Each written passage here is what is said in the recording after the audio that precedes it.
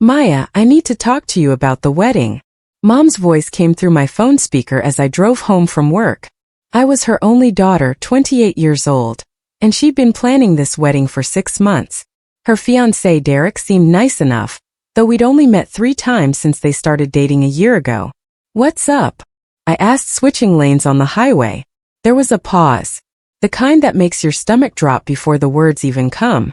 Derek and I have been discussing the guest list, and we've decided to keep things intimate. Just immediate family. His kids will be there, obviously, but we think it's best if you sit this one out. I nearly swerved into the next lane. I'm sorry, what? It's nothing personal, sweetie. We just want a small, elegant affair. You understand. Her tone was casual, like she was telling me she changed her hair appointment. Mom, I'm your daughter. How am I not immediate family? Derek's children need to feel prioritized right now.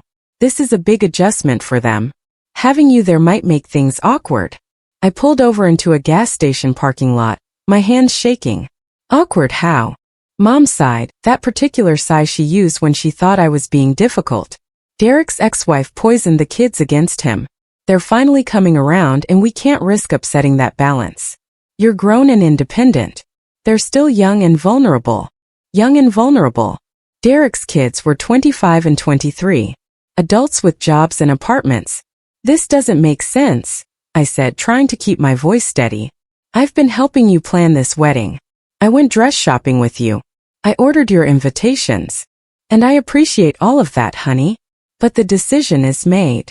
Something in her tone felt off. Final. Like she'd rehearsed this conversation.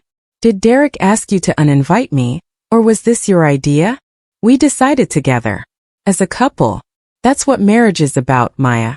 Compromise. I sat there in my car, watching people pump gas and go about their normal days while mine tilted sideways. When's the wedding again? Saturday. 3 days from now. 3 days. She was uninviting me 3 days before her wedding. I've already spoken to the venue about the final head count, Mom continued. Everything's sorted. I'll call you after the honeymoon, okay? We can have lunch. She hung up before I could respond. I stared at my phone, waiting for it to ring again. For her to say she was joking or that Derek had walked into the room and now she could tell me the truth. The call never came. That night, I lay awake replaying every conversation we'd had about the wedding. The excitement in her voice when Derek proposed. The way she gripped my hand at the bridal boutique. Tears in her eyes as she tried on dresses. I can't believe I get another chance at happiness, she'd whispered. And I get to share it with you. Apparently not. By morning I'd made a decision. I pulled out the file folder I'd created for Mom's wedding. Inside were contracts, payment receipts, and email confirmations. I'd offered to handle some of the planning because Mom worked long nursing shifts and didn't have much free time. What Mom didn't know was exactly how much of the planning I'd handled. She'd been focused on the dress, the flowers, the photographer, the pretty parts. I'd managed the logistics. The venue contract, for instance. The one that required a 50% deposit 6 months in advance. The one I paid with my own credit card. I found the contract and read through it carefully. There it was, in black and white. Primary contact, Maya Flores. Payment account holder, Maya Flores. The venue had my name, my email, my credit card information. Mom had promised to pay me back, but she kept forgetting, and I kept not pushing the issue because I wanted her to be happy. The venue was Lakewood Estate, an old mansion converted into an event space about 40 minutes outside the city. Beautiful grounds, elegant rooms, and a price tag that reflected both. The total cost was $12,000. I'd put down $6,000 in January. I picked up my phone and called the venue. Lakewood Estate, this is Brenda speaking. Hi Brenda. This is Maya Flores. I'm calling about the wedding this Saturday. Oh yes. We're so excited about your event. Everything's on track. The final payment is due tomorrow, just so you know. Actually, that's why I'm calling.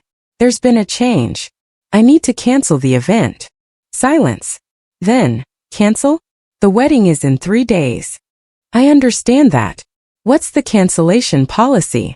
I heard papers rustling. For cancellations within 7 days of the event, we retain the full deposit and charge a 25% administrative fee on the remaining balance. But Miss Flores, that's a significant amount of money. Are you sure? I'm sure. Please proceed with the cancellation. May I ask what happened? If there's an issue with our service, we'd love to try to resolve it. It's personal, I said. Not related to Lakewood at all. You've been wonderful. I'm so sorry to hear that. I'll process this today and email you the confirmation. After I hung up, I sat very still. What I just done felt huge and small at the same time. Huge because I'd canceled my mother's wedding venue. Small because technically I'd canceled my own booking. My name. My deposit. My contract. The guilt hit me about 10 seconds later. Then the anger pushed it aside. She'd uninvited me from her wedding with 3 days' notice. After I'd spent hours helping her plan it.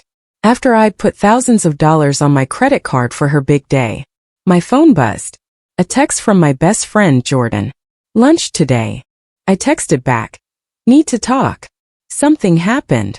30 minutes later, we sat in our usual corner booth at Rose's Cafe. Jordan took one look at my face and ordered us both strong coffee and breakfast burritos. Tell me, she said. I explained everything. The phone call. The uninvite. Derek's adult children who needed to be prioritized. The venue cancellation I just processed. Jordan's eyes went wide. You canceled the venue? She doesn't know yet, does she? Not yet, I admitted. They'll probably call her when the final payment doesn't go through tomorrow. Or when someone from the venue tries to confirm details and realizes the booking is canceled. Maya, your mom is going to lose her mind. Good. The word came out sharper than I intended. Let her feel a fraction of what I felt last night. Jordan studied me. We'd been friends since high school. She knew my history with Mom. The divorce when I was 12. The string of boyfriends after. The way Mom prioritized her romantic relationships over everything else, including me. This wasn't the first time I'd come second to a man in her life. But it was the first time the rejection had been this explicit. What's your endgame here? Jordan asked gently. I don't have one. I just couldn't let her have her perfect day at my expense. Not this time. Fair, Jordan said. But you know she's going to call you the second she finds out. Then I won't answer. I didn't have to wait long. At 2:30 that afternoon, my phone exploded with calls. Mom. Then Derek. Then Mom again. Then a number I didn't recognize. I silenced them all and went back to work. The emails started around 4. The subject lines told me everything. Urgent. Call me now. What have you done? I deleted them without reading. At 6, Jordan texted. You okay? Surprisingly, yes, I typed back. Feels like I finally stood up for myself. That night, I ordered Thai food and watched 3 episodes of a show I'd been meaning to catch up on. My phone continued buzzing on the coffee table, but I ignored it. Whatever panic Mom was experiencing, she'd created it. Not me. The next morning, Thursday, I woke up to 17 missed calls and a voicemail from the number I hadn't recognized. I played it while making coffee. Miss Flores, this is Brenda from Lakewood Estate. Your mother contacted us yesterday quite upset about the cancellation. She's insisting there was a mistake and that the wedding should proceed as planned. Brenda's voice continued. We explained that you, as the contract holder and deposit payer, have the authority to cancel. However, she's threatening legal action and demanding to speak with our manager. I wanted to give you a heads up.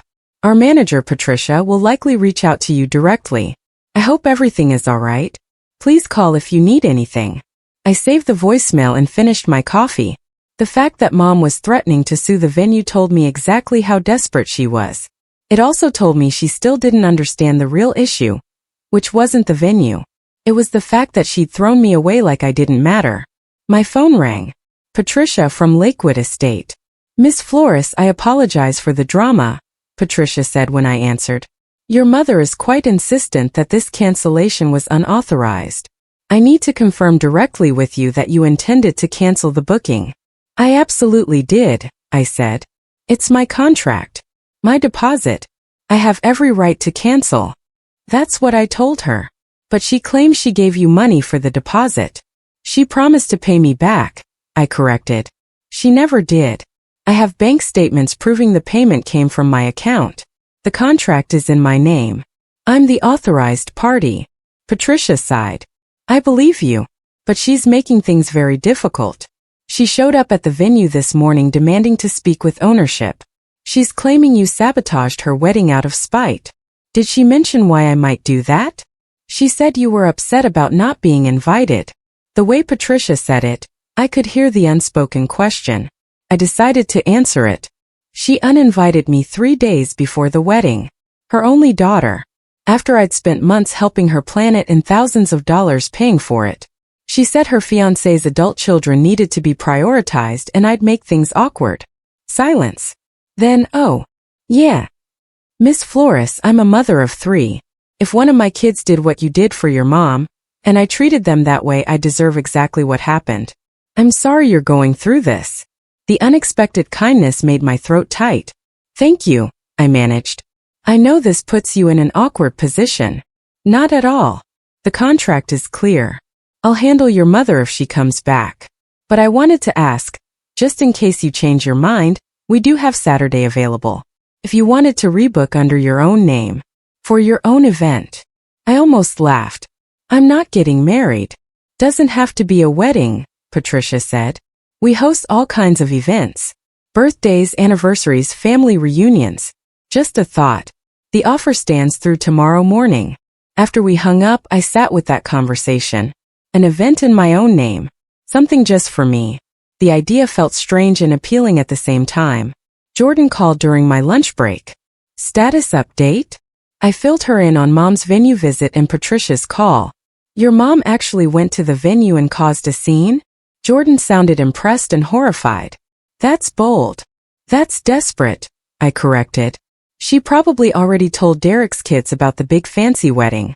Now she has to admit it's canceled. Do you feel guilty? Jordan asked. I thought about it. Not really. Is that bad? No. It's growth. That evening, Mom left her first coherent voicemail. Maya, we need to talk like adults. You've made your point. You're upset and I understand that. But canceling the venue is extreme. You've embarrassed me in front of Derek and his family. Please call me back so we can fix this. Fix this. As if the problem was the canceled venue and not the fact that she'd discarded me. I texted back. The venue was in my name and paid with my money. I made a business decision about my own contract. If you'd like to discuss why I made that decision, I'm available to talk about how you uninvited your only daughter from your wedding. 3 dots appeared. Disappeared. Appeared again. Then, you're being selfish. I turned off my phone. Friday morning, I woke up to an email from an address I didn't recognize. The subject line read, From Derek. I almost deleted it, but curiosity won. Maya, your mother is heartbroken. I don't know what happened between you two, but canceling her wedding venue is cruel and vindictive. She's done everything for you your whole life, and this is how you repay her? By sabotaging the happiest day of her life? I thought you were more mature than this. Whatever your issues are, you need to work them out without punishing your mother. We're trying to find another venue, but everything is booked. You've potentially ruined our wedding over hurt feelings. I hope you can live with yourself. Derek. I read it 3 times, feeling my anger build with each pass. He thought Mom had done everything for me? He knew nothing about our relationship. Nothing about the time she forgot to pick me up from school because she was on a date. Nothing about the birthday she missed because her boyfriend wanted to go away for the weekend. Nothing about the way I'd raised myself while she chased romance after romance. And he definitely didn't know that he was the one who'd asked her to exclude me. I forwarded Derek's email to Jordan with the message, This man has audacity. She called immediately. He's blaming you? When he's the one who wanted you uninvited. Apparently Mom didn't mention that part. Are you going to respond? Why bother? He wouldn't believe me anyway. But his email bothered me more than I wanted to admit. The way he painted me as the villain while completely ignoring what had actually happened. The way he acted like he knew our relationship when he'd barely been in our lives for a year. That afternoon, I got a call from a number with my hometown area code. Against my better judgment, I answered. Maya? It's your Aunt Carol. Mom's sister. We talk maybe twice a year. Hi, Aunt Carol. Your mother called me crying. She said you canceled her wedding venue. What's going on? Finally, someone asking for my side. I explained everything. The uninvite. The reasons Mom gave. The venue contract in my name. Aunt Carol listened without interrupting. When I finished, she was quiet for a moment. Then, that sounds like your mother. What? Putting a man before you. It's a pattern, Maya. It happened with your father, and it's happened with every man since. I love my sister, but she's never learned that her daughter should come first. Hearing someone else say it, especially someone from Mom's own family, made something inside me relax. I wasn't crazy. I wasn't overreacting. She called me hoping I'd convince you to fix this, Aunt Carol continued. But honestly, I think you did the right thing. She needed to face a consequence for once. Maybe this will wake her up. Or maybe it'll just make her hate me, I said. If she chooses to hate you for standing up for yourself, that tells you everything you need to know. We talked for another 20 minutes. Aunt Carol told me stories about Mom that I'd never heard. The pattern went back further than I'd realized. After hanging up with Aunt Carol, I felt lighter. Validated. I wasn't the villain in this story, no matter what Derek's email had tried to make me believe. My phone rang again. Patricia from Lakewood Estate. Miss Flores, I'm sorry to bother you again. Your mother and her fiancé just left the venue. They came to, and I quote, speak to whoever's in charge about fixing this disaster. Oh no. What happened? I explained again that the contract is in your name, and that you have full authority over the booking.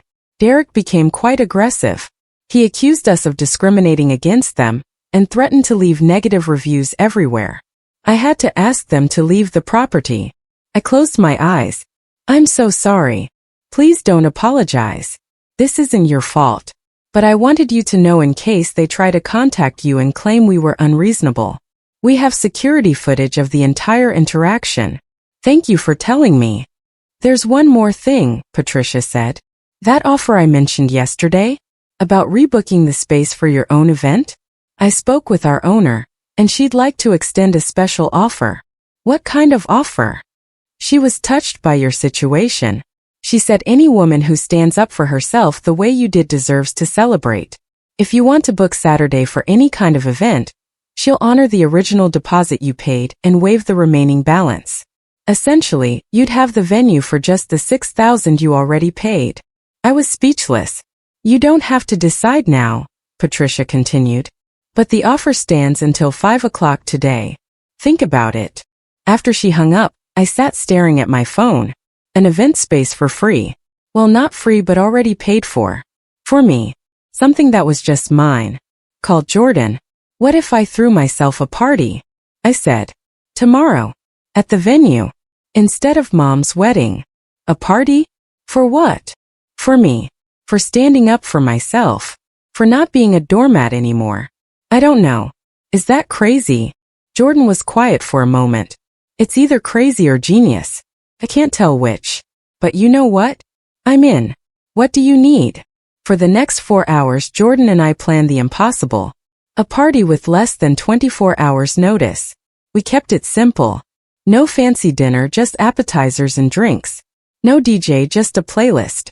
No huge guest list, just the people who actually mattered to me. Jordan called everyone we knew.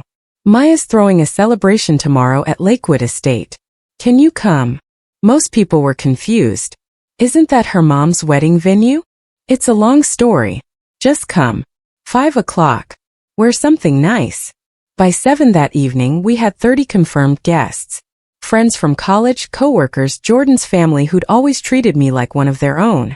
Aunt Carol, who laughed when I called her and said, I'll be there with bells on. I called Patricia and confirmed the booking.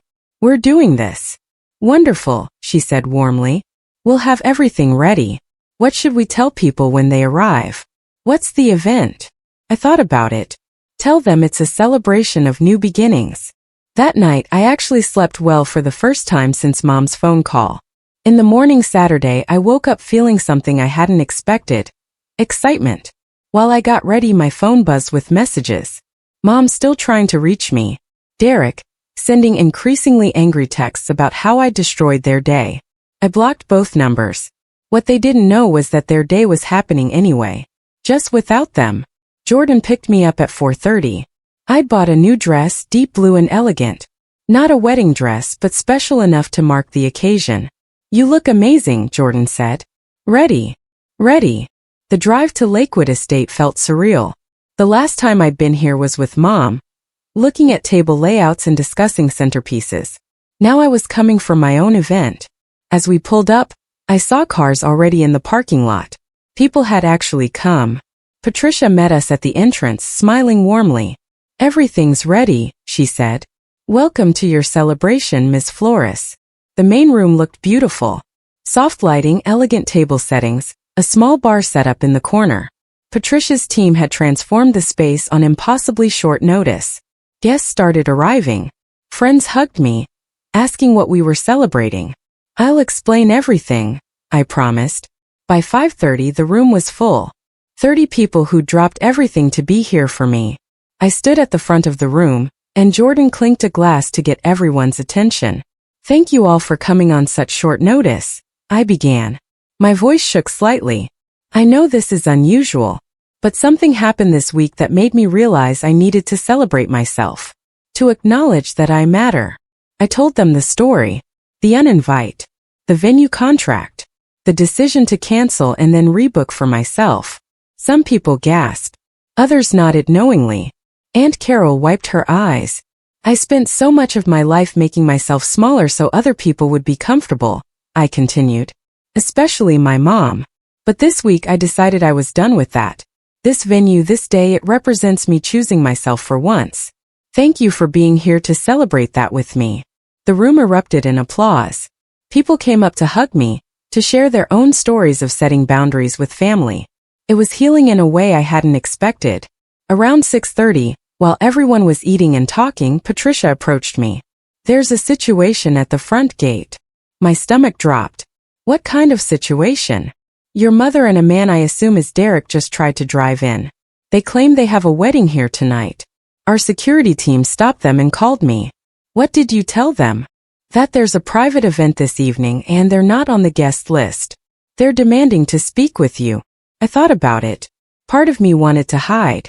But another part, the part that had been growing all week, wanted to face this head-on. I'll talk to them, I said. But out here, not inside. I don't want them disrupting my guests. Patricia nodded approvingly. I'll escort you. We walked to the front entrance where Mom and Derek stood beside their car, both dressed for a wedding. Mom's face was red and blotchy from crying. Derek looked furious. Maya, Mom said when she saw me.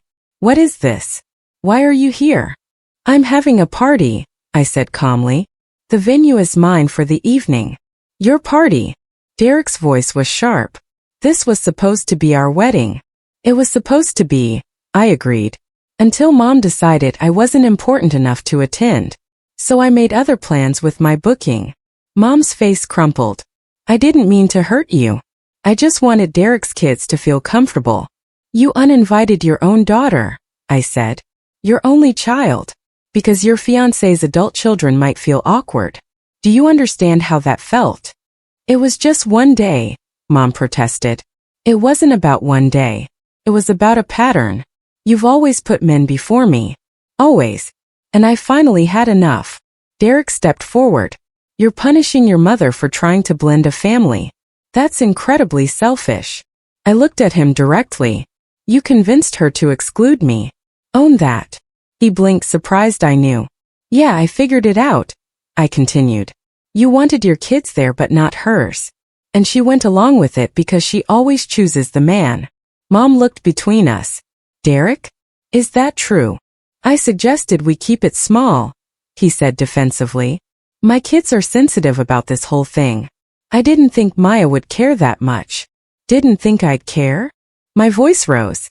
You didn't think her daughter would care about being excluded from her wedding? Mom turned to Derek and for the first time I saw doubt in her eyes. You specifically asked me to uninvite Maya? I said we should prioritize my kids, Derek corrected. You're the one who decided that meant Maya couldn't come. You said it would be better if she wasn't there. Mom's voice was sharp now, defensive. You said it would be less complicated. They were arguing with each other now, the truth finally coming out. Patricia caught my eye and gestured toward the venue. I nodded. I'm going back to my party, I announced, cutting through their argument. You two need to figure out what you actually want. But you're not doing it here. This is my space tonight. I walked away, leaving them standing in the parking lot, their perfect day completely unraveled. Back inside, Jordan met me at the door. Everything okay? Better than okay, I said honestly. I think I just watched my mom realize who she's marrying. The party continued until after 10. People laughed, danced to my playlist, and celebrated with me. Aunt Carol pulled me aside at one point. I'm proud of you, sweetie. Your mom needs to see that actions have consequences. Maybe now she will. As the night wound down and guests started leaving, Patricia found me again. Your mother and Derek left about an hour ago. They were arguing in the parking lot for a while. I just wanted you to know they're gone. Thank you, I said. And thank you for everything today. This meant more to me than you know. You deserved it, Patricia said simply. Every daughter deserves a mother who puts her first. Jordan drove me home around 11. We were both tired but happy. That was the most dramatic party I've ever attended, she said. And I've been to some wild weddings. Worth it? I asked. Absolutely worth it. Sunday morning I woke up to a text from Aunt Carol. Your mother called me last night. She and Derek had a major fight after leaving the venue. She's questioning the whole relationship now. I think you might have saved her from a big mistake. I stared at the message. Part of me felt vindicated. Part of me just felt sad. I'd never wanted to ruin Mom's relationship. I just wanted her to see me. Around noon my doorbell rang. I looked through the peephole and saw Mom standing there alone, still in her wedding dress from the night before. Her makeup was smudged, her hair messy. She looked small and tired. I opened the door. Can I come in? She asked quietly. I stepped aside. We sat in my living room in silence for a moment. Finally Mom spoke. Derek and I called off the wedding. For real this time. We're taking a break to reevaluate everything. I waited. You were right, she continued. About all of it. He did push to exclude you. And I let him because I was so desperate to make this relationship work that I sacrificed you. Again. Her voice cracked. I'm so sorry, Maya. You deserved better. You've always deserved better. For the first time in days I felt my own eyes fill with tears. I just wanted to matter to you. You do matter. You're my daughter. You're everything. Mom reached for my hand. Can you forgive me? I thought about it. About the years of coming second.